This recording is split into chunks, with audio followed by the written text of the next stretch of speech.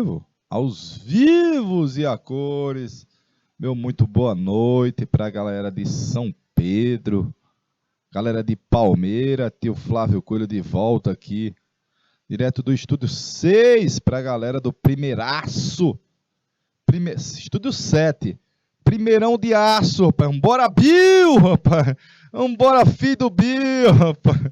Bora, galerinha, ligada aqui nas ondas do canal Educação. Hoje com a temática da Revolução Industrial, parte 2.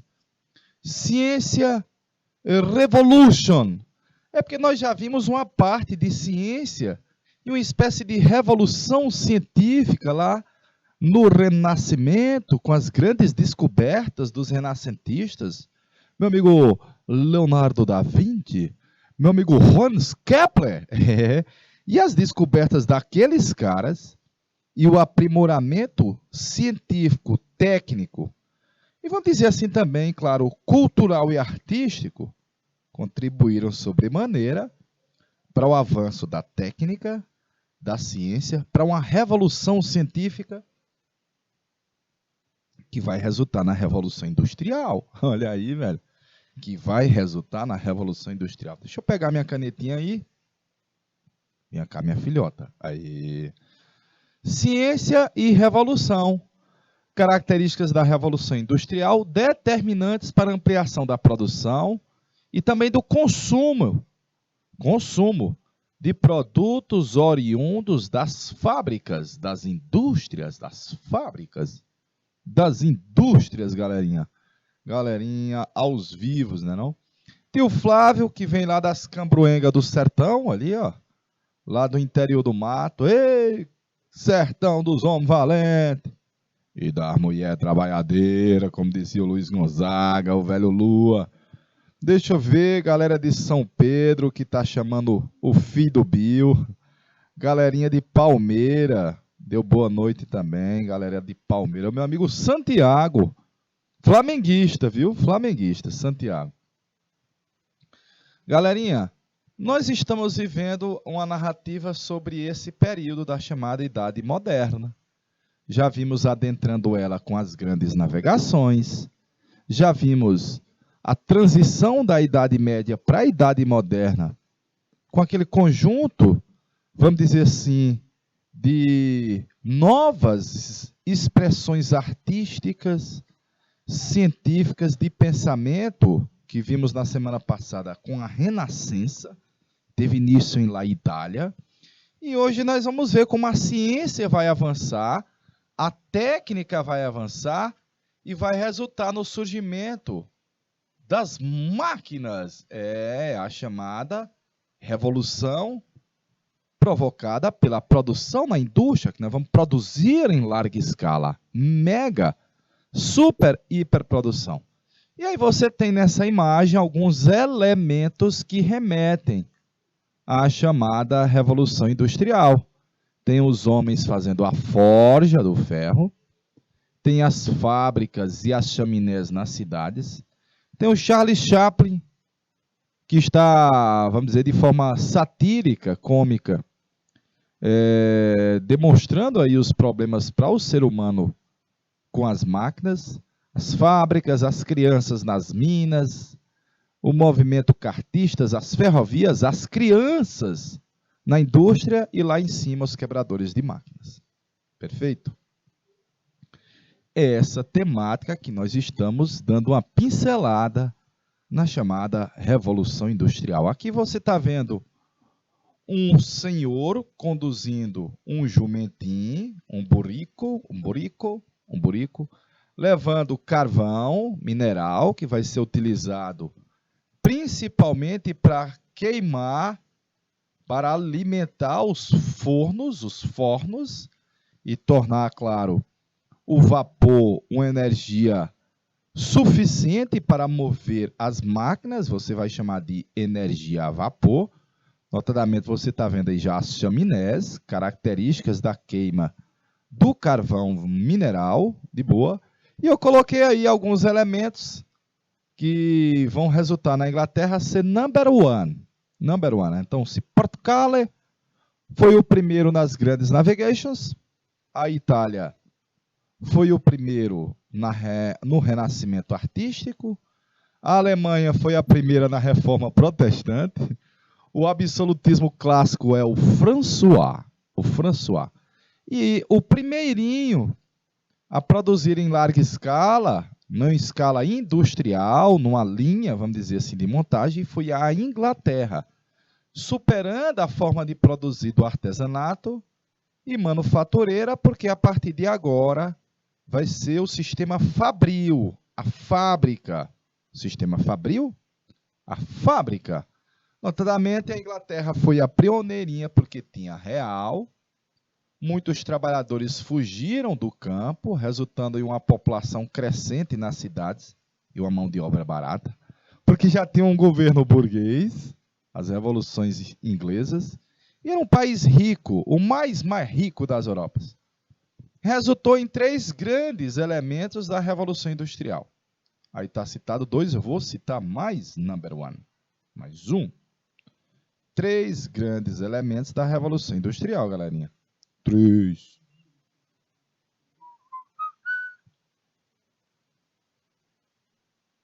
Poluição. Ixi, rapaz, claro. Poluição. Poluição de rios, córregos, riachos, dos mares, plástico e derivados. Urbanização, que também provoca a poluição. E surge a classe daqueles que operam as máquinas, os operários. Mas os operários também podem ser chamados de proletários, porque a única coisa que eles têm são as crias, os filhos, a sua prole. Está aí um geralzão da Revolução Industrial. Mas antes de chegar às máquinas, pega meu amigo Bartô Galeno, somos máquinas humanas, estamos sempre correndo. Antes de chegar às máquinas, a fábrica, o sistema fabril industrial, eu vou buscar fazer um evolution antecedentes, para você ver como foi se acumulando conhecimento, foi se acumulando informação e como a ciência e a técnica foram evoluindo ao longo do tempo. Começar com a imprensa com os tipos móveis do meu amigo John Gutenberg. Importantíssima, sabe por quê? Porque até o meu amigo Gutenberg inventar ou aprimorar o modelo chinês, inicialmente era chinês, quase que todos os livros que você tinha era feito de forma manual, pela tinta, a mão e o homem. Ah, papai, demorava assim 1 ano para que os monges nos mosteiros confeccionassem uma Bíblia. 1 ano, velho. Com a produção feita pelo Gutenberg, agora você juntava as letrinhas que ele fez foi de ferro. Juntava as letrinhas FLAVIOCOELHO.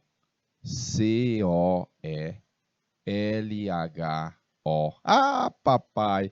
Passou bem aqui, galerinha. Passou bem aqui. As letrinhas feitas de ferro. Passou bem aqui, ó. A tinta por ribinha das letrinhas, quando você botar o papel, está impresso. Ah, milhares de Bíblias passaram a ser impressas. Eu vi uma reportagem recente de uma das primeiras Bíblias da época do Gutenberg está no Brasil. Veio na época com a família imperial. Nós estamos saindo da era Gutenberg, galerinha. Estamos encerrando a era Gutenberg, que é a era do papel impresso. A natureza agradece.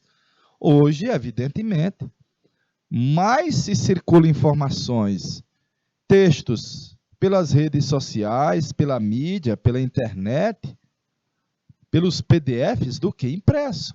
Mas aquele cenário foi extremamente importante. De boa? Tópico 2. Aqui já é fruto também um pouquinho da ideia de que a Terra é redonda. Notadamente, uma representação do planeta na forma como ele provavelmente o era, só era possível se tivesse meio que a certeza de que a Terra era redonda. Ah, papai! E o primeiro globo terrestre, Martin Bernheim. Logo depois, o meu amigo Cristóvão Colombo chegaria à América, e mostrando que Daqui a pouquinho dava para dar uma volta completa no globo, na Terra. Massa, né? Os primeiros atlas de anatomia do corpo humano, André Vesalius, quem já leu sobre André Vesalius, ele estudou muito sobre o corpo humano, principalmente os vasos sanguíneos, os que levam, os que trazem o sangue, notadamente. Dá para perceber que isso se relaciona com o que a gente viu na semana passada, que foi a renascença cultural, artística e científica.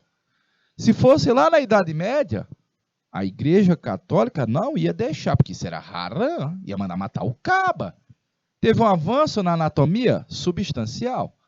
A Terra ao redor do Sol. Ah, papai!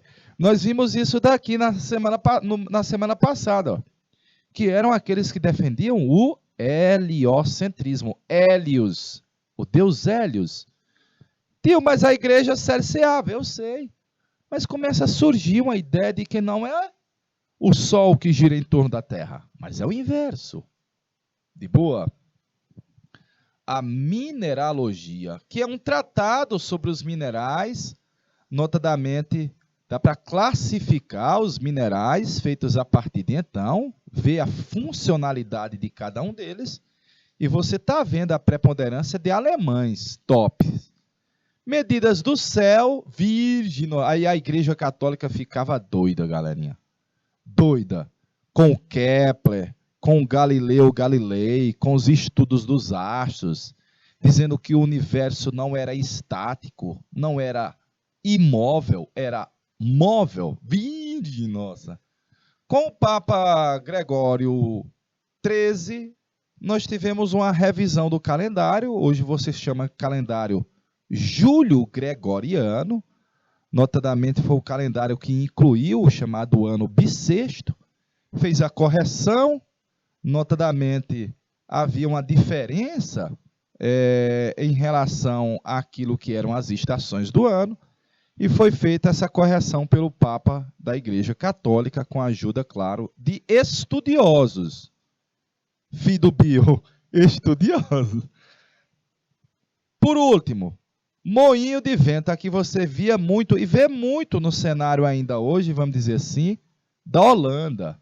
Ao invés de você ter a força humana para moer, quem vai moer é a força eólica, é o vento. Vai ser muito aprimorado, principalmente pelos holandeses. De novo, pelos holandeses. Mais uma. Ah, os símbolos da matemática, que eu nunca gostei, viu? Amanhã me ensinava, mas eu nunca gostei. Foi um francês, François Viaté, que passou a utilizar as letras nas equações. Eu costumo dizer que ele é um fela da gaita, um caba desse aí. Ele é um fela da gaita. Se é difícil nós mexer até com número, imagina misturar número com letra, rapaz. Eita peleja. Tem gente que odeia essa adequação. O telescópio, já falamos do Galileu Galilei, notadamente deu para fazer um estudo melhor dos planetas, dos satélites, notadamente um estudo maior sobre o universo. Lembrar que a igreja condenou Galileu Galilei, viu?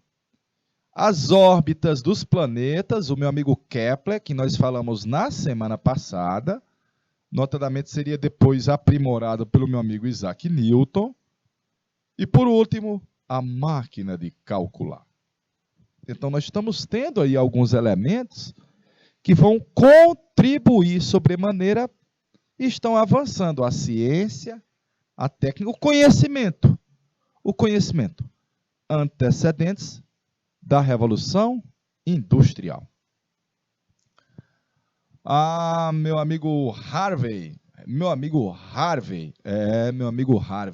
ele faz o estudo sobre o funcionamento do coração. E hoje todo mundo sabe que o coração é uma bomba, é um músculo que bombeia. Ele leva o sangue, ele bombeia de volta, leva, bombeia. Se o coração parar, ele parou de bombear. Se parou de bombear, natimorte. Mais avanço, a geometria analítica, você vai estudar o esquema cartesiano com o meu amigo René Descartes, o sistema cartesiano, as probabilidades do famoso Pascal, tio, é aquele lá dos desenhos? Não, exatamente, viu? E por último, uma química mais moderna com o irlandês Boyle. Boyle é o livro O Químico Cético. O Químico Cético. Então aí tem muitos avanços. Se você for para o século seguinte, que já é o século XVIII, é o século da Revolução Industrial, aí você vai ver mais outros trocentos. Mas eu acho que tá bom. Outros trocentos. Descoberta das células. Lembrar que o Robert Hooke identificava as células como sendo uma cela de uma prisão, lembra assim? Separadazinha pelas paredes, as paredes celulares, lembra assim? O barômetro, invenção do Torricelli, você vai estudar na física, e as baterias de acumular, claro, energia foram criações já da segunda metade do século XVIII. Então, se a gente fosse discorrer Palmeiras, sobre os muitos eventos antes do advento da máquina, da indústria, da fábrica, respeite tempo, viu? Respeite tempo. Vamos passar, vamos passar, vamos passar. Você foi o maior dos meus casos, de todos os acasos. Você foi o caso mais antigo. Galerinha, da produção artesanal, que era predominante na Idade Média,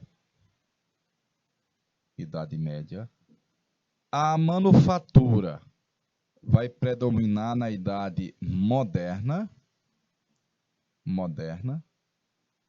e as fábricas que passam a predominar na Idade Contemporânea.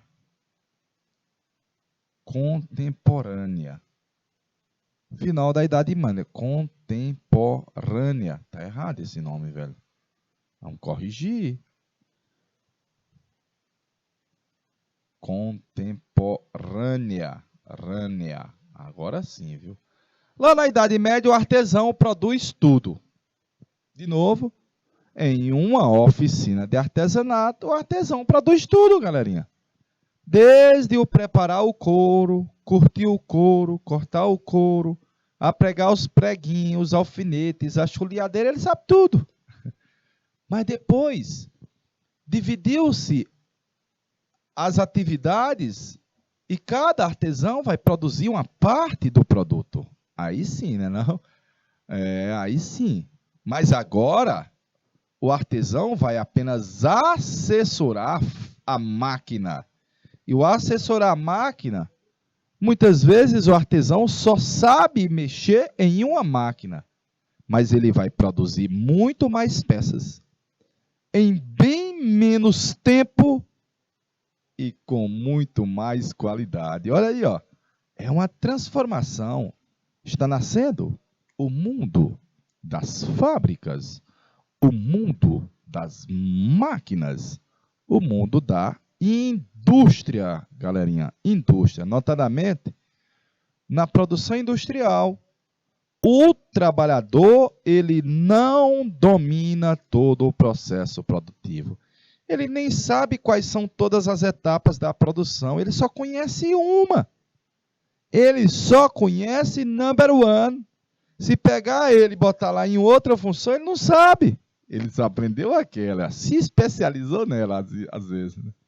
Meu amigo Nil, deixa um realzinho na tela, por favor.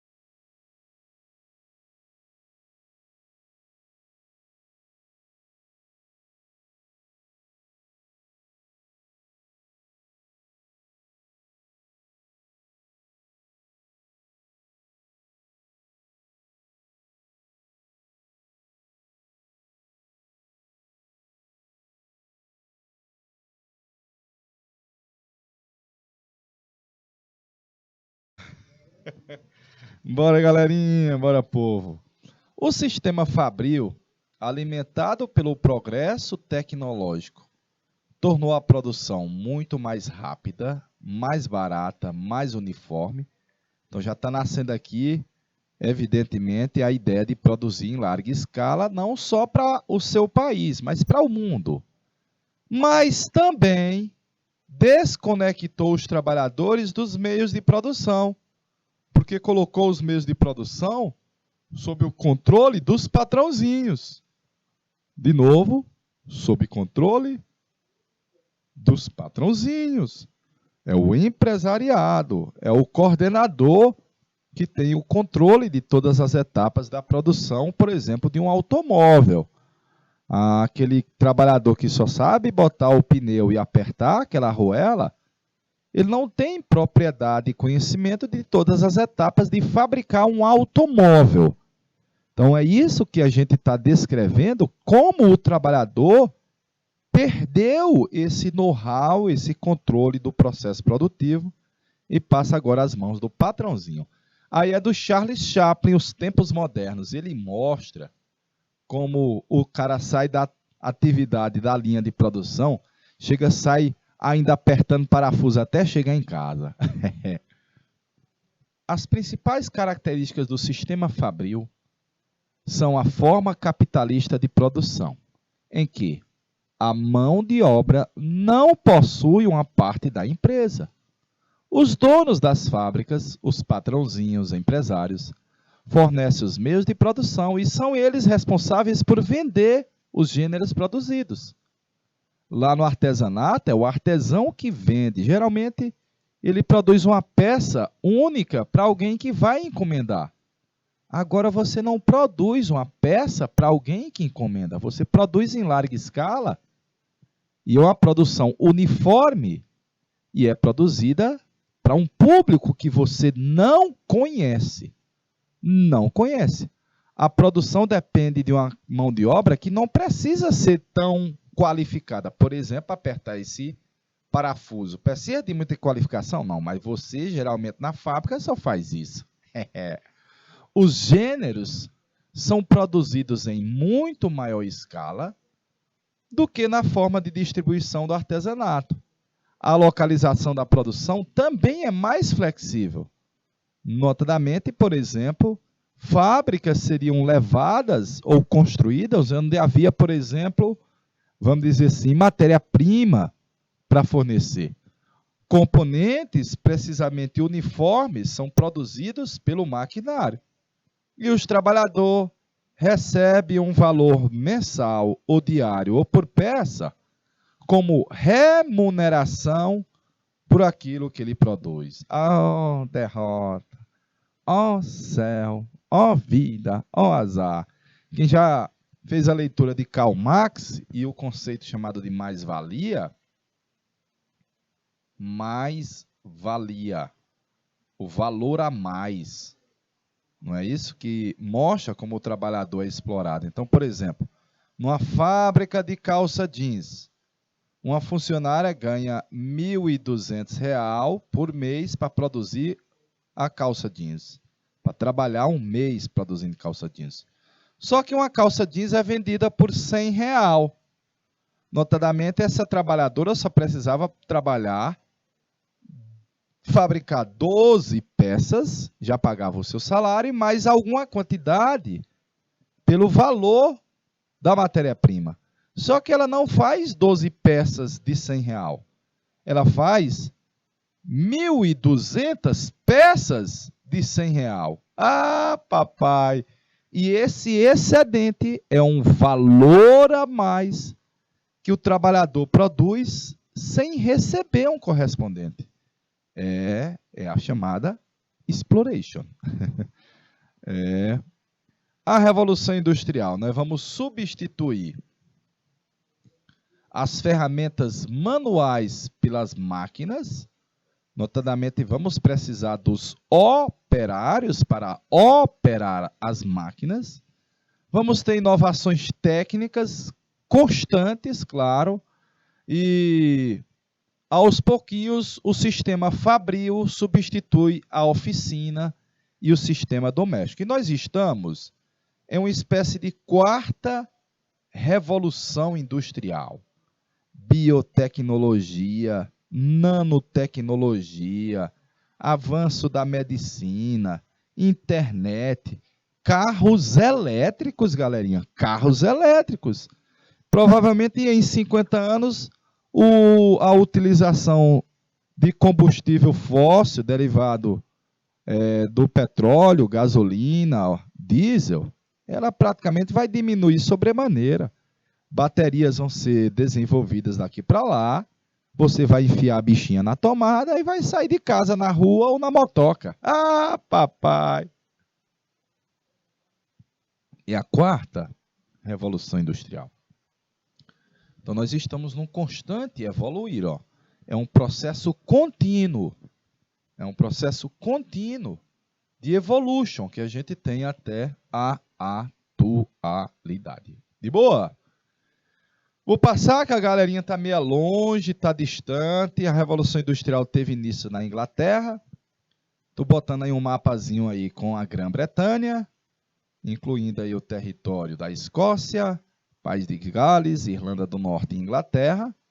Foi o pioneiro, number one. Por que a Inglaterra foi o primeirinho? Pergunta. Por que a Inglaterra foi o pioneiro?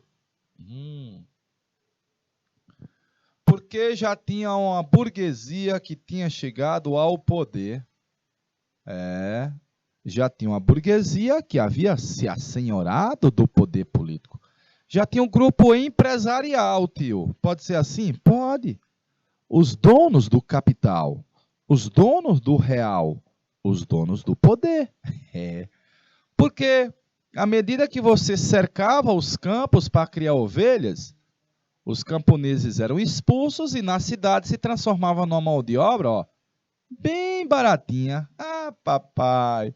E nesses cercamentos você passou a produzir as ovelhas, que vai ser matéria-prima para as fábricas. Então vai ter matéria-prima. Tio, não é só da lã, porque eu lembro que também tinha o algodão produzido, por exemplo, nos Estados Unidos. É vero? Uma burguesia rica, poderosa, vai incentivar a indústria, vai incentivar a produção em grande escala, não apenas para o comércio inglês, mas para vender para outras pessoas, outros países, outros mercados. E por último, tinha sido realizado um acordo entre a Inglaterra e Portugal, chamado Tratados de Panos e Vinhos, o Tratado de Methuen, e ele garantiu que a Inglaterra lucrava mais do que os portugueses. E esse lucrar mais do que os portugueses estava entrando real, capital, din-din. E Portugal pagava a diferença com os ingleses com o ouro do Brasil. Ah, papai! Então, tio, você quer dizer que indiretamente o ouro tupiniquim vai ajudar na Revolução Industrial Inglesa? Sim, é vero, é verossímil. Meu amigo Dom Newton Mal, o aniversariante do dia. Meu rei, deixa R$ 1 aí na tela, por favor.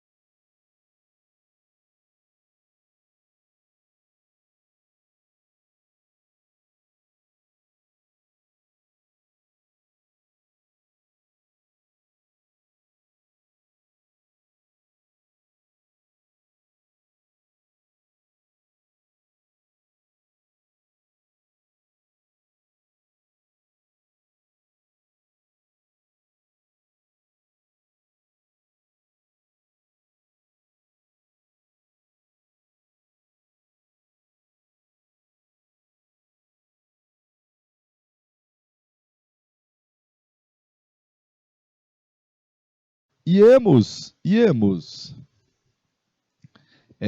Feliz aniversário pro mestre Newton Mar hoje, viu? Mestre Nil, parabéns para o Newton Mar, nessa data querida. Muitas felicidades para o meu amigo Newton Mar. Ah, papai. Meu amigo Nil, flamenguista na veia. Regueiros guerreiros do Maranhão. Mentira, é do Piauí, viu? Ei, olha o tratado de Methuen, olha o tratado de Panos. Ei, galera de Palmeira, viu? Galera de Palmeira, nós estamos pedindo um presente do Newton Mar, viu? A brejeira, rapaz. Eita, brejeira boa. Esse período lá, Newton Mar, tá fazendo calor de dia, meu parente. Respeite calor de dia, viu? Mas de noite, às vezes, faz um frizinho bom, rapaz. Tratado de Methuen, tratado de panos e vinho. Portugal vai vender vinho para a Inglaterra, comprar tecidos dos ingleses e com uma balança de comércio de Portugal. Portugal vendia R$10 e Portugal comprava R$20. Então, essa diferença que Portugal estava tendo em relação à Inglaterra, ela pagava com o ouro do Brasil. Por isso a frase, o ouro deixou buracos no Brasil. Palácios em Portugal, indústrias na Inglaterra. Beleza? Para fechar essa temática do pioneirismo inglês, mão de obra baratinha, muito barata por causa do êxodo rural, muita matéria-prima, lã, algodão, carvão, mineral, minério de ferro, muito dinheiro, olha, vinha da pirataria, do comércio com Portugal, por exemplo, e do ouro do Brasil, ó. Veja que a Inglaterra está hoje tendo um cenário de coroar um novo Rex. Charles III, Carlos. E notadamente você sabe que a Inglaterra é uma monarquia parla. O rei reina, mas não governa. Porque quem governa é o primeiro-ministro do parlamento. Quem governa é o primeiro-ministro do parlamento. Sabia, galerinha? E esse parlamento já era burguês, galerinha. O primeiro-ministro, muitas vezes, era de origem burguesa. Eleição, né? Tem um mercado na Europa e depois nas várias colônias pelo mundo, fora da Europa, e já havia na Inglaterra todo um cenário contribuinte para o desenvolvimento comercial, industrial, fabril, uma competitividade que os ingleses tiveram, ó, desde tenra idade. Então esse cenário aí é o cenário que a Inglaterra foi number one, primeirinha, de boa. Tá aí, olha, primeiro, essa mulher girando a roca, produzindo, fiando aí uns 10 ou 15 fios, e depois ela só alimenta, vamos dizer assim, as máquinas com o algodão, que basicamente a máquina vai fazer o serviço aí, né? Mega produção.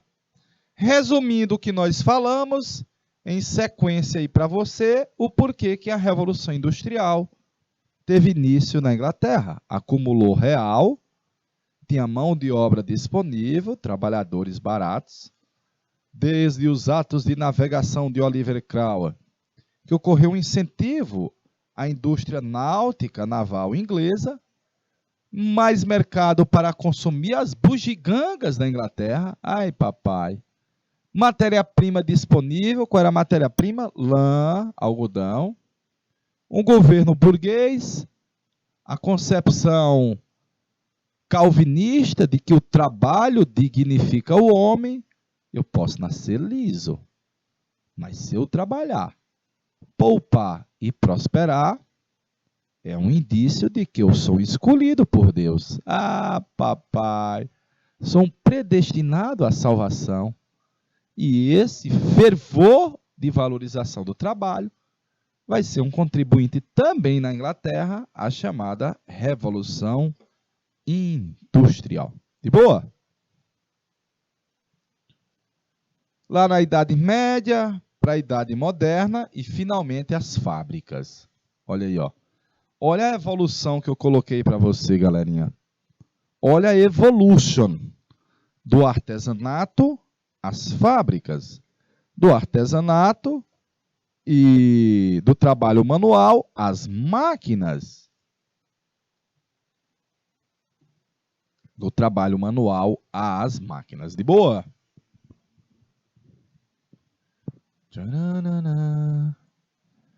Aí na Revolução Industrial Inglesa, duas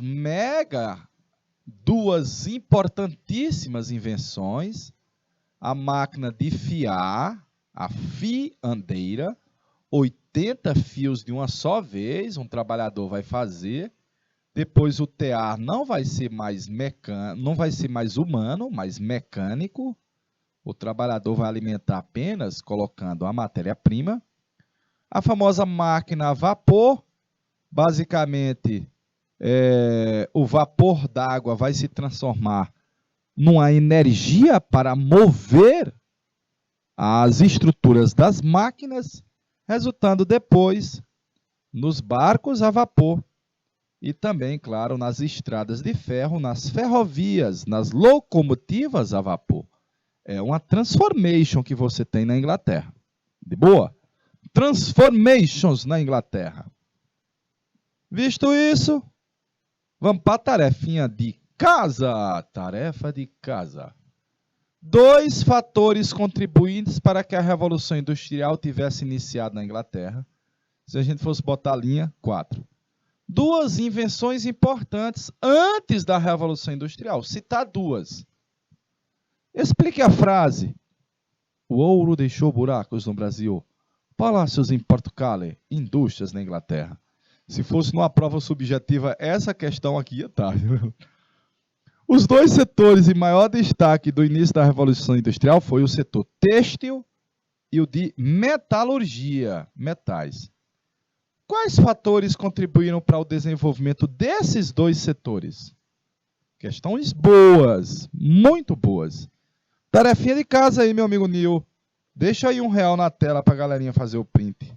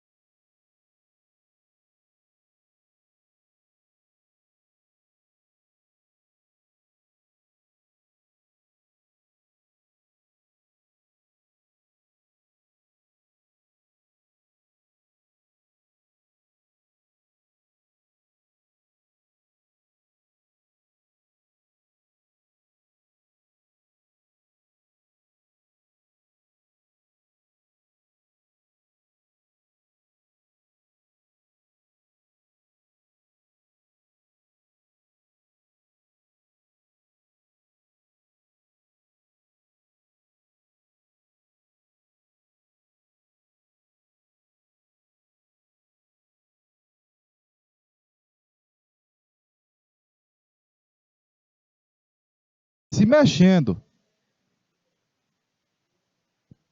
Tchana, tchana, tchana, tchananana. Tchananana. Tchananana. Você bem que podia ter voar e só mais uma vez me aceitar. Prometa. E agora? E faço eu da vida sem você. Vai tomar nota aí, galerinha. Você não me ensinou a te esquecer. Eita, cantiga bonita. Você não me ensinou a te querer e te perdendo eu vou ficando sem encontrar, vou te perdendo. Eita, rapaz. Galerinha tá tomando nota, viu? Tô aqui, tô no enquadrado aqui, viu? Tô enquadrado. De boa? Galerinha, nós vamos para aquele intervalozinho de 2 minutinhos, a gente volta já já.